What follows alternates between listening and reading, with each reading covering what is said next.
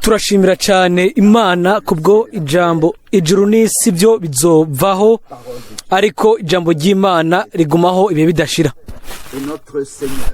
kandi umwami wacu mbere ubwiwe yarabivuze afatiye kuri Nowa hamwe no mu gihe cyari ciwe mu ico gihe akavuga ngo niko bizonamera igihe umwana w'umuntu azogaruka. Ikibazo ni mbega azosanga ukwizera igihe azogaruka. Kiriya gihe kera hari abantu benshi hano ku isi bake nibo bizera, bake cyane, akagwi gato. Umwami akavuga ngo umwana w'umuntu mbega azosanga ukwizera, azosanga ukwizera hano ku isi igihe azogaruka. Ni gusa muri uyo uwo yavugishije abo bashize ivyizigiro byabo muri we bakize ijambo ryiwe. Abasigaye nabo bazoca ku ruhande rwiwe.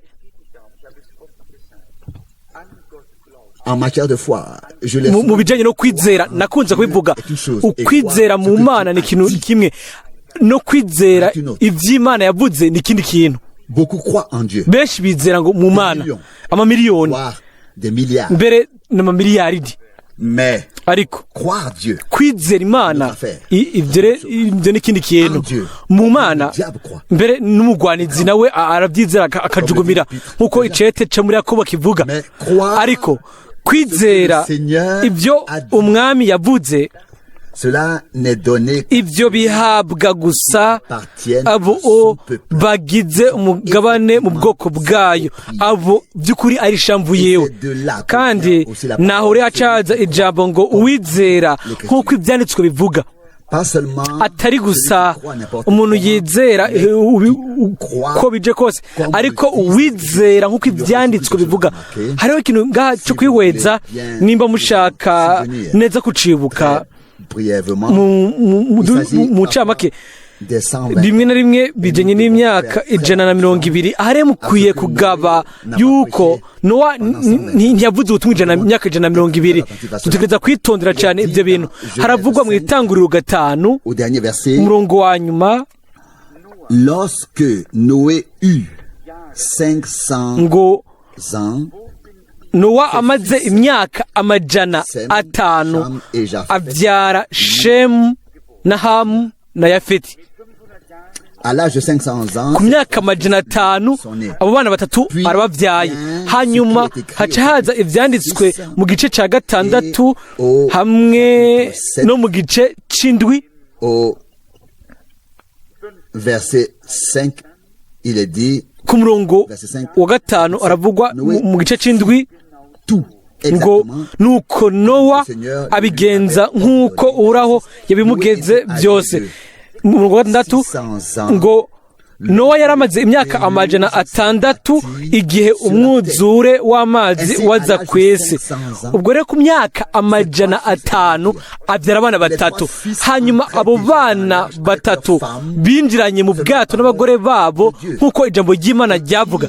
Hanyuma yarafise imyaka 600 igihe umwuzure wakubita isi. Rero ivyo rero birakwiye ko dusoma tugavye cyane kugira ngo dushobore kubibona. Ubwa kabiri byanditse, ibindi byanditswe muri Itanguriro 8, mu Itanguriro 8 umurongo wa 13, 6e centaine d'années de vie de Noé, maze mu mwaka wa 601 wa Nowa ngo mu kwezi kwa mbere ku munsi wako wa mbere amazi akama ku isi. Mu bundi buryo bushasha ni imyaka 600 nyene. Je ngari cankoze ko ubwa mbere wari umurongo wa 11, la colombe revint ngo vers le soir, igaruka kuri we qu'elle avait dans le bec, ngo igaruka kuri we ku mugoroba ifise akababi kabisi k'umwelayo mu kanwa. Ni ya numa, sinzi niba mwarabibonye neza. Mwene Data Branham yararimbye imwe mu ndirimbo za nyuma mu butumwa canke mu butumwa bumwe ubwo yavuze mu 12:35 yari imwe bumwe mu butumwa bwa nyuma bwiwe, indirimbo y'inuma yera ngo yera nka sheregi. Hanyuma yafatira kuri Nowa ingene Imana yari yamuhaye ikimenyetso biciye kuri iyo numa iyo yari yarungitse hanze, hanyuma ikagarukana inyishu igaragaza yuko amazi yari yagabanutse kandi iyo numa yari yazanye akababi k'umwelayo kakiri kabisi. Kandi ivyo rero vyabaye buriko burijima, buriko burera. Woshobora gusoma hano ibintu byinshi kubijanye n'inkuru ya Nowa. Kandi duhereje gusobanura ubutumwa. Mwene Data Branham agasha kugaragaza mu ngaho yuko umuntu wese mbere n'umuntu wese w'Imana yarakora rimwe canke amakosa menshi, akagaragaza kubigaragaza mu nkomezi zose, hamwe na Yosefu mu izuru rya kera. Kandi twabonye ingene bimwe bigoye, ariko Nowa yari umuntu asanzwe nk'uko twese tumeze, kandi umunsi umwe yaranyweye cyane araburegwa, mbere nubwo havugwa yuko yagendana n'Imana, ariko yagumye ari umuntu. Kandi aravugwa rero hano mu gice c'icenda, nidushaka gushira imbere ibintu bibi, ariko ijambo ry'Imana riragaragaza ibintu biri byose. Umurongo wa 20, itangiro 9, umurongo wa 20,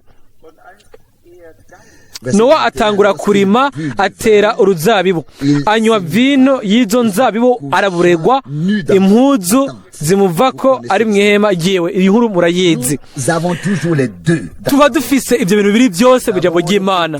Turafise igihande c'Imana c'ubumana, tukagira n'igihande c'ubumuntu bono. Mwene Data Branham arabivuga mu butumwa, akavuga ngo igihe Imana yagira ico ivuga kuri Aburahamu no kuri Dawidi hamwe n'abo bakozi bayo bose, ngo nta kintu kimwe yabagiriza ivuga kuri bo, ariko yavuga gusa ibintu nyamukuru biri mu nkuru bigize inkuru y'agakiza. Ibintu byose bifise inkomoko mu bintu by'Imana. Ivyo nivyo Imana yagaragaza, yerekana. Turabibona yuko Imana yagiranye isezerano na Nowa. Nowa yaragiriwe ubuntu imbere y'Imana rimwe risa, atari gusa iminsi imwe gusa, ariko ibihe byose. Rero uko twoshobora gusoma ivyanditswe byose byera, tukabona ko Imana yagiriye akagongwe abo yaba yahamagaye, abo yagiriye ubuntu, kandi abo yashobora guhezagira. Uyu mugoroba mu kuraba mu ncamake mu byanditswe byera, ijambo ryo mu butumwa bwiza bwa Yohana igice c'indwi ryakomeye kuri jewe. Mu butumwa bwiza bwa Yohana igice c'indwi, ano haravugwa ku murongo wa 46, Yohana 46, abagendanyi barabishura baterega, ntihigeze kuboneka umuntu avuga nkawe.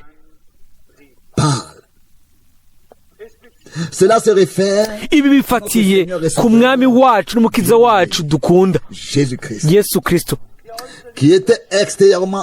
ubisa bigaragara inyuma yari umuntu, yasanzwe ameze nk'umuntu, ataco uwo mwagiriza, atacaha, ataco umurega, atakimurega. Yaje kwikorera amakosa yanje n'amakosa yawe, yikoreye icaha ndi n'icawe. Ariko hano haravuga ku murongo wa 45 ngo nuko abagendanyi basubira ku baherezi bakuru n'abafarisayi, nabo barababaza bati ko mutamuzanye. Umurongo rero wa 46, abagendanyi barabeshura. Mu gifaransa ngo ntaho byigeze, nta na rimwe ntihigeze haboneka umuntu avuga nk'uko urya muntu avuga. Ils devaient mettre la main sur lui, bategerezwa kumufata s'emparer de lui, bakamucakira car kuko la conversation ikiganiro cyaguma kizunguruka hagati mu bwoko, celui-ci bakavuga ngo vraiment le prophète. mbega uyu niwe wa muhanuzi twasomye uheruka muri Yohana, yuko Yohana we yivugira ngo sindi umuhanuzi, ndi wa muhanuzi. Munyemere mpite nsoma ingene abayuda batahuye ibyo nk'uko bihuje nyine n'ijambo. Jean 7 verset 40. Yohana 7:40 ano nyene, bamwe mu ishengero bumvise ayo majambo baravuze bati nukuri uyo ni wa muntu avugishwa n'Imana, atari uwo ari we wese, ariko ngo ni wa muntu avugishwa n'Imana. Uwo ni wa wundi umwe Mose yari yaravuze, umuhanuzi ameze nkanje, ngo uwo Imana izohagurutsa hagati muri mwebwe. Umurongo wa 41 muri Yohana 7 ngo abandi batuye uyu niwe Kristo, abandi batoya mbega Kristo yova i Galilaya. Ego nyine umurongo wa 42 mbega icanditswe nikivuga ko Kristo azova mu rubyaro rwa Dawidi ngo de la localité de Bethléem, ngo i Bethlehem wa musozi Dawidi yabako. Umurongo wa 43 ishengero riramupfa ngo habaye kwitandukanya mu ishengero, kuko bamwe muri bo bashaka kumufata ariko ntihagira n'umwe amukoza ko intoki. Ne savait-il pas qu'il était né à Bethléem? Ntibari bazi ko bavukiye i Bethlehem? Cela leur avait-il échappé? Ivyo byari byabacitse mbega? Oya, bari babizi, ariko mu buryo bwihuse yaserutse i Galilaya kugira ngo ijambo ryo mu byanditswe risohoze, ngo Zabuloni na Nefutali, ngo Galilaya y'abanyamahanga babonye umuco uhambaye. Byari bikwiye yuko ivyo bintu bisohoza. Hanyuma bakavuga ngo mwirondero bwanyu murabe nimba i Galilaya hashobora kuva umuhanuzi. Yesaya entre le lieu de sa naissance muri Yohana nyene hari itandukaniro yaho yavukiye naho yaserukiye naho yakuriye ubukozi, hamwe n'ibisagara yagenda acamwo. Byari ibintu bitandukanye biburi mu mvugo zitandukanye. Ntibatahuye ubwa mbere, ibya kabiri ntibatahuye n'ibintu bya gatatu. Ntibatahuye ukuvuga kwiwe, ntibatahuye ubukozi bwiwe, ntibatahuye ukubambwa kwiwe n'urupfu rwiwe. Kandi muri ibyo bintu byose ibyanditswe byasohoze imbere y'amaso yabo, mu kuvuga kwiwe, mu gikorwa ciwe, mu gupfa kwiwe, mu kuzuka kwiwe, mu kuduga kwiwe mu ijuru n'ibindi byose. Ariko nuko bimeze nk'uko ibyo byagumye binyegeje amaso yabo. Ariko ces précieuses paroles, aya majambo y'igiciro hano ngo mu bantu hari harimwo mbere no mu bakozi abo abari barungitswe, abo bagendanyi barishe. Ku murongo wa 46 muri Yohana 7 ngo nta na rimwe ntihigeze kuboneka umuntu avuga nk'uko ujya muntu avuga. Et ça en était déjà trop pour eux. Bumva bibarengeye, baratangura rero barashavura, banyiganyijwe. Hano ku murongo wa 47 abafarisayo barababaza bati mbega namwe mwajimijwe? Non. Oya, ils ne s'étaient pas laissés égarer. Ntibari bajimijwe, ahubwo gusa bari bumvise umugabo avuga nk'uko atawundi muntu yigeze avuga nk'uko. Amajambo yabagiye neza ku mutima. Hanyuma nubwo bari barungitswe kugira ngo bamucakire, ijambo yababwiye uwo mugabo yarabafashe, iryo jambo ryarabafashe ribaje neza ku mutima. Baravuga bati nta na rimwe ntihigeze kuboneka umuntu avuga nk'uwo. Byari bibarengeye. Hanyuma ku murongo wa 47 abafarisayo barababaza bati mbega namwe mwajimijwe? Umurongo wa 48 mbega hari umukuru n'umwe yamwizeye canke umufarisayo?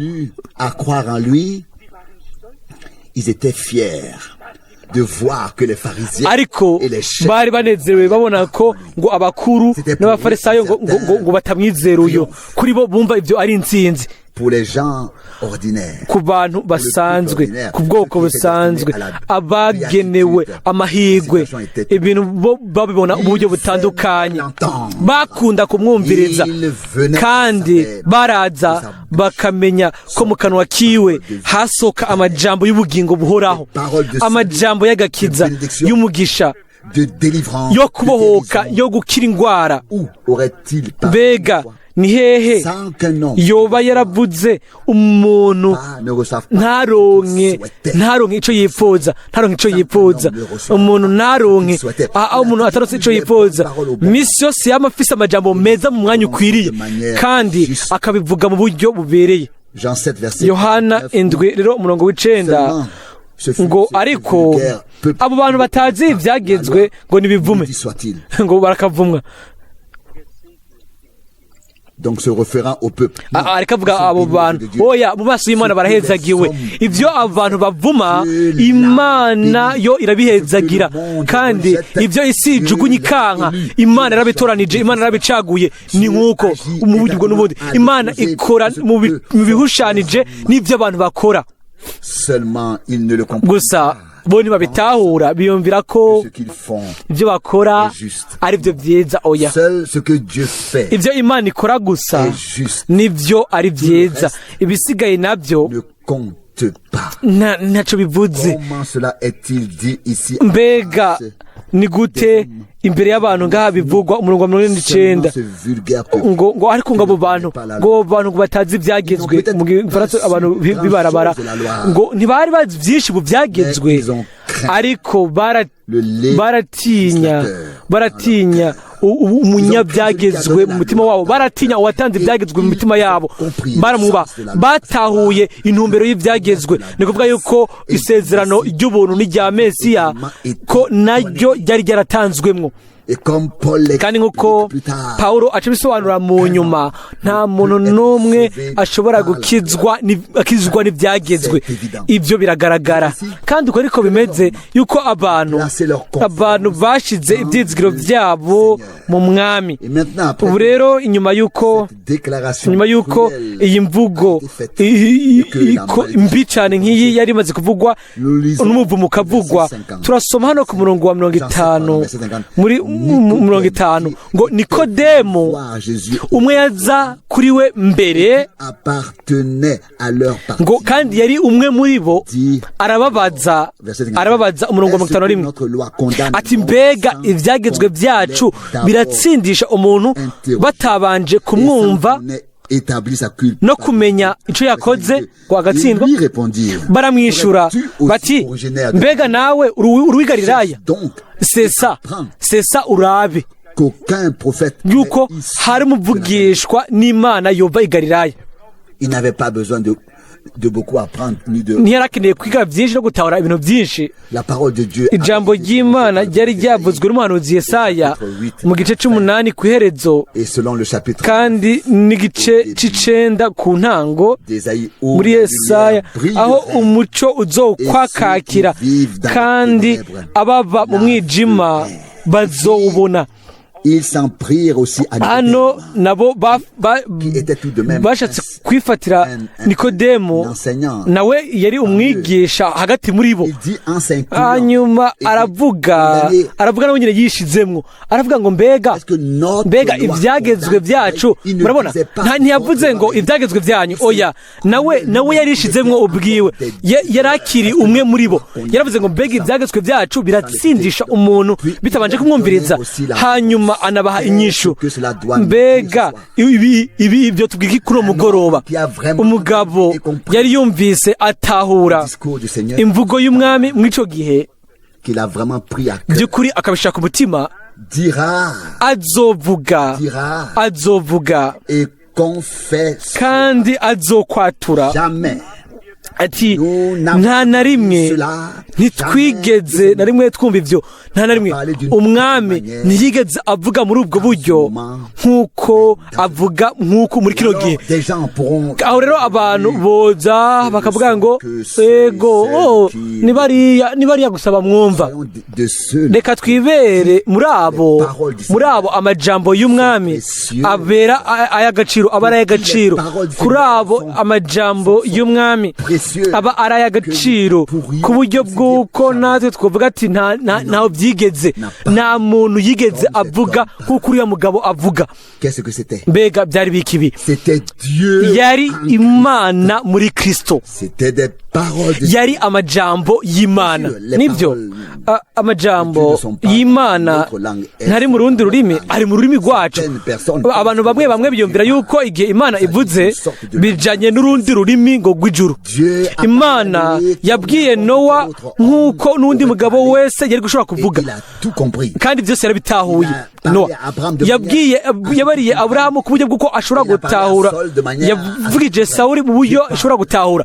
Imana ibwira umuntu bivanye n'ururimi urwo ari rwo, bihuje n'ibikenewe muri uwo mwanya.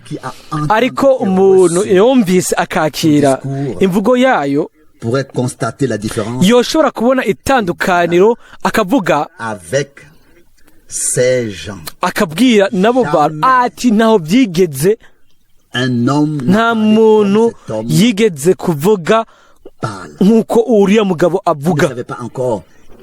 Ntibari bazi uwo ari we, ntibari babizi, ariko mu mitima yabo babonye itandukaniro. Ntiyari amajambo ari hejuru cyane, ntiyari uburyo amajambo ameze, ariko bwari uburyo abivugamo, atari inyigisho ngo yo hejuru cyane, ariko ryaba ari ijambo risanzwe ry'Imana.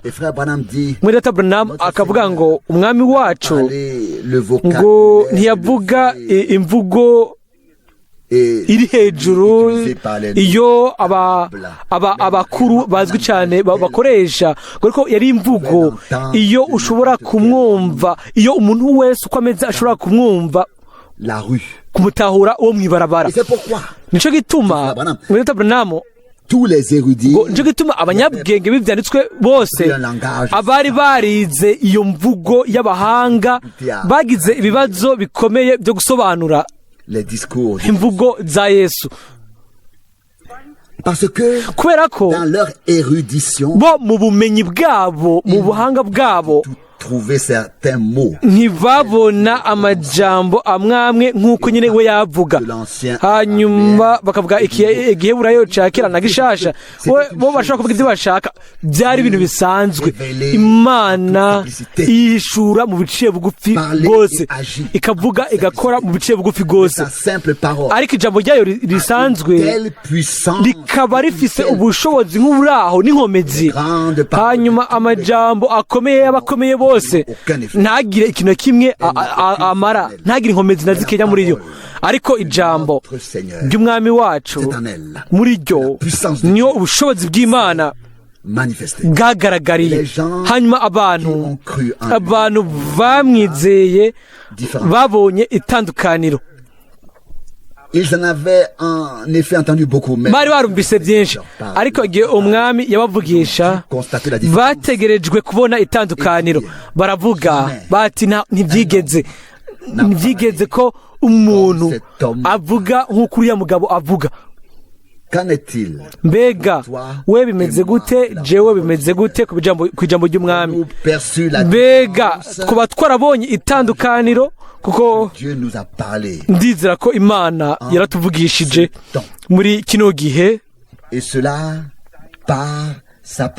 kandi ibyo biciye ku ijambo ryayo ryaheshuwe. Yamenyekanishije ukugomba kwayo tutarinze kubisaba, tutarinze no kumenya ibyo yari mfise kw'imigabo gukora hamwe natwe. Haravugwa no mu gice 8 ku murongo wa 12 Yohana 8:12 Yesu yongera kubabwira ati jewe ndi umuco w'isi unkurikira naho azogenda mu mwiza ariko azogira umuco w'ubugingo. Umurongo wa 13 abafarisayo baramubwira baterega urishingira intahe yawe si y'ukuri. Ufaransa ngo ntifise agaciro.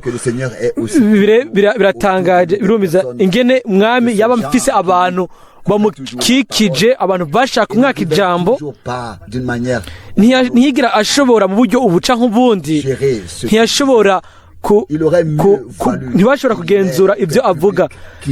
Byari byiza ko agira abamukikije bamukunda, bamwumviriza, bamutega amatwi, ariko nawe yategerejwe nyine guhura n'abo bantu b'ico gihe.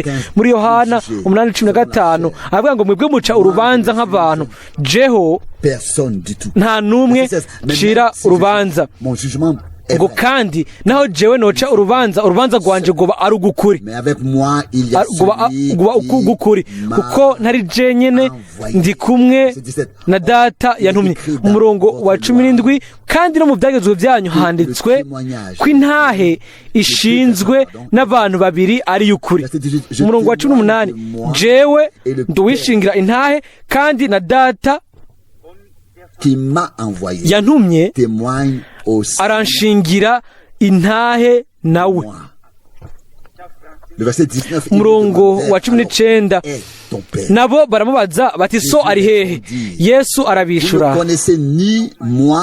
ati nta jewe nta data ntawe muzi, iyo muba munzi na data muba mumuzi. Ibi bihuje n'ijambo ngo uzi umwana azi na se, kandi hamwe n'ijambo ngo umbonye ababonye data, hamwe n'indi majambo menshi yo mu byanditswe byera. byose no guhishurirwa bivuye kuri mwe mu w'Imana. Abantu ntibashoboye kumutahura, yavuga se hanyuma bakamubaza ati ariko so wawe ninde? Hanyuma umurongo wa 19 akababwira ngo nta jewe nta data ntawe muzi, ngo iyo muba munzi na data muba mumuzi. Umurongo wa 20 ayo majambo yavugiye mwiyakiriro ry'amashikanwa, ariko arigisha mu rusengero, kandi nta numwe yamufashe kuko igihe ciwe kitari bwashike.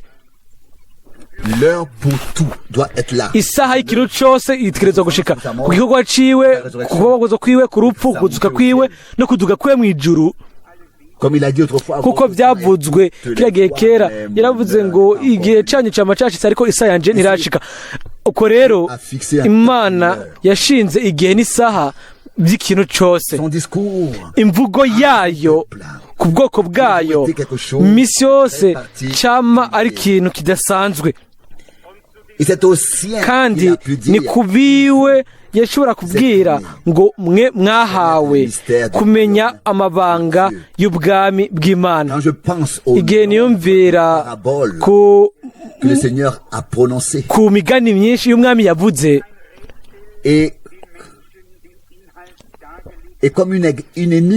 nk'igisokozo ubuca nk'agapfindo, ibyo yagaragariza abantu ibyo bari bazi ubwa mbere canke inyuma yaho. Hanyuma mu nyuma akabwira abigishwa biwe ngo mwe mwahawe kumenya amabanga y'ubwami bw'Imana. Ibintu bimwe by'ibanga biba bigegeje biri mu butumwa bwa Mwene Data Ewald n'ibiri ndani, ariko inyishu y'agapfindo ntiri muri jewe, ntiri no muri wewe, ariko iri muri uyo nyene yarapfutse akikije iryo banga. Uwabinyegeje niwe ashobora kubishura. Murabizi neza yuko Imana yari inyegeje muri Kristo, kandi yishurira abaza kuyizera, abayizera. Nyene yari inyegeje kuri bamwe, kandi ihishuye ku bandi. Byari ibyo bibiri, bamwe barizeye abandi ntibizera. Hanyuma ni nako binameze gushika uyu munsi. Hano aravuga kandi nashaka kuza ku ndunduro umurongo wa 23 aravuga ngo namwe ati mwebwe mwamutse hasi, jeho namutse iyo hejuru. Mwebwe muri ab'iy'isi, jeho sindi uw'iy'isi. Umurongo wa 24 ico nico gitumye mbabwira ko muzopfira mu byaha byanyu,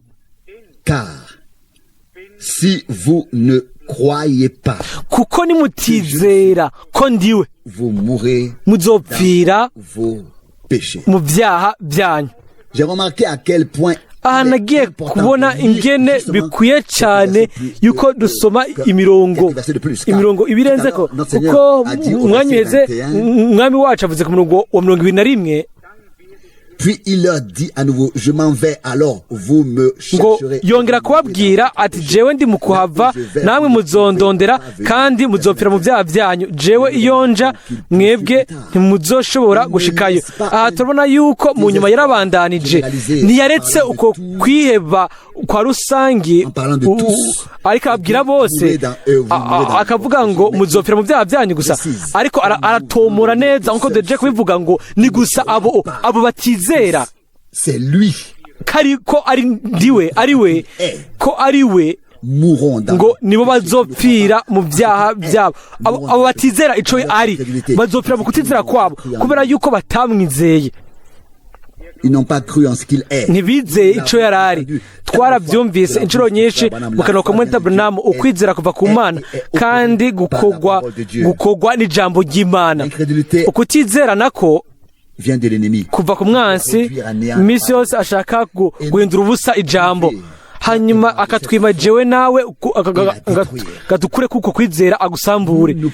Ntidushobora kwibuza gufatira ku karorero abo bantu bose bizeye ibyo Imana yababwira. Nowa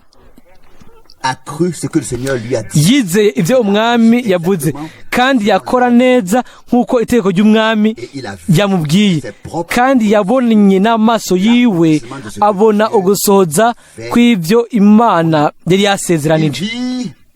Abona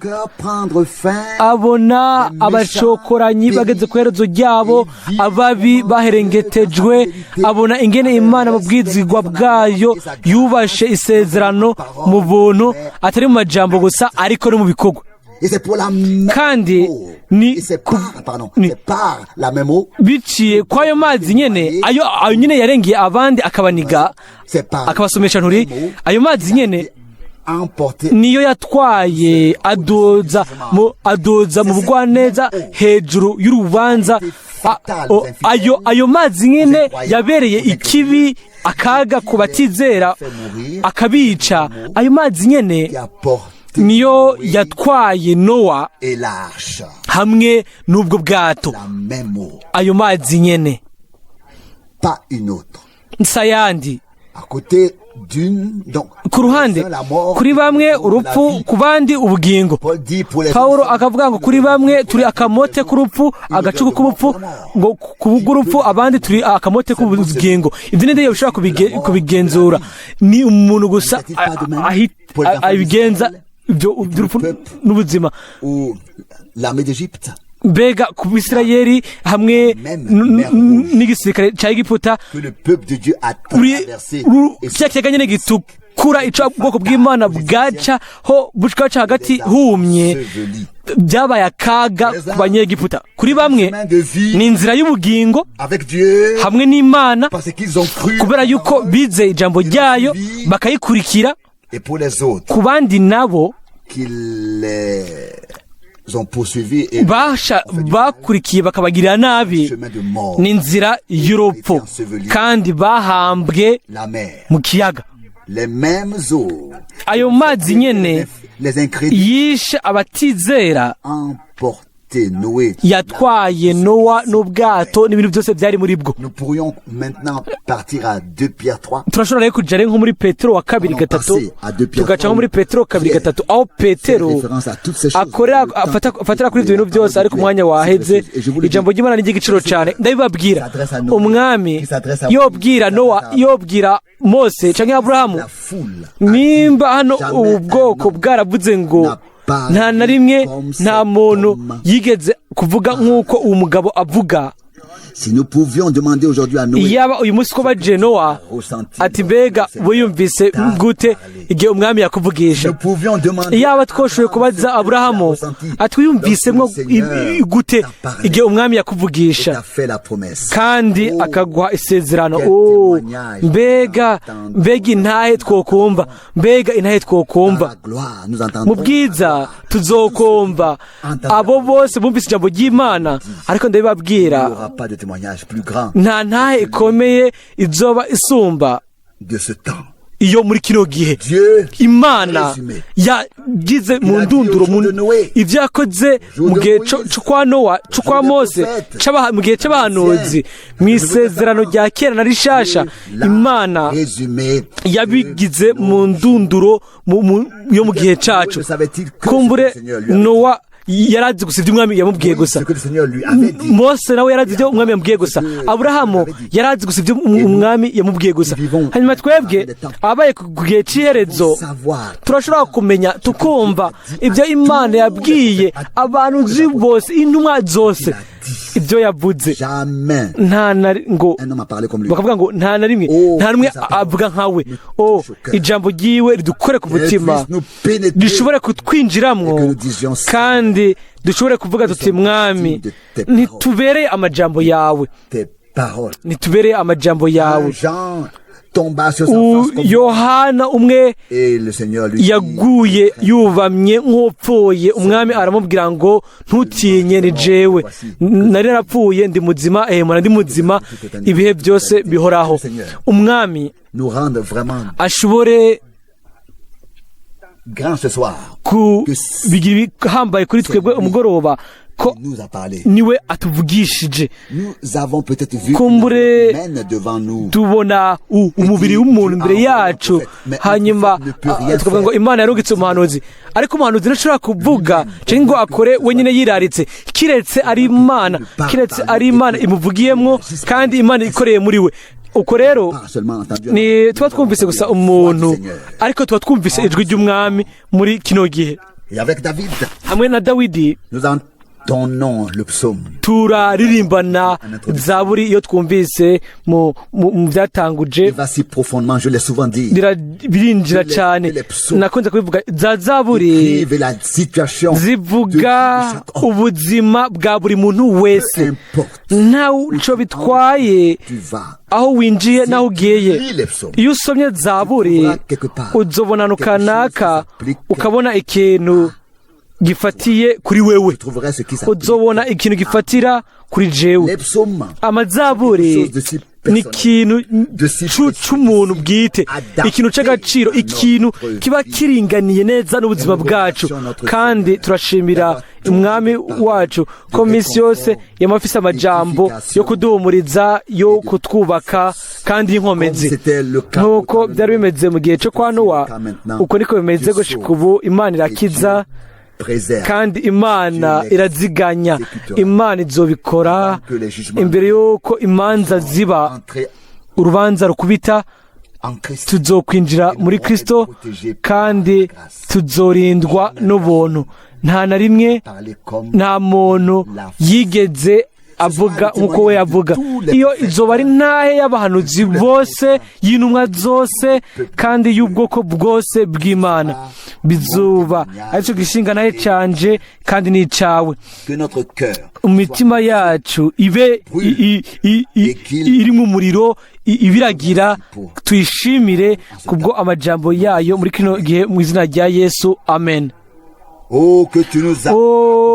waduhaye kubw'ubuntu kuno mugoroba, kandi mwami turanezerwa mwami yuko dushobora kuramura amaso kuri wewe mu kwizera dufise ibyizigiro byuzuye, kuko turabizi yuko natwe turazi uwatuvugishije muri ino misi ya nyuma.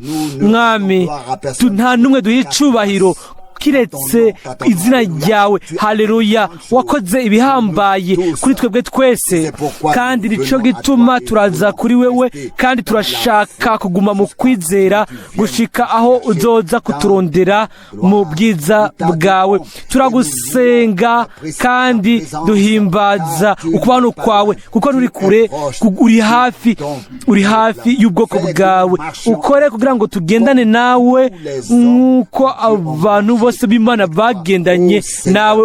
Mwami, nicyo cyifuzo cyacu kandi nibyo twifuza. Haleluya, umwagazi w'intama ahabwe icubahiro ubu kandi ibihe byose. Bana natwe rero mu gihe tugiye gutandukana, kandi duhezagire mu buryo bushasha ejo tuba dukoranye, kugira ngo tuguhe icubahiro n'ubwiza, kugira ngo tugusenge mu miryango yacu mwami, bana n'imiryango yacu. Mana, tukwizigije byose mwami, uduhe ubuntu bwawe mwami. Turasabye ibyo bintu byose mu izina rya Yesu, amen.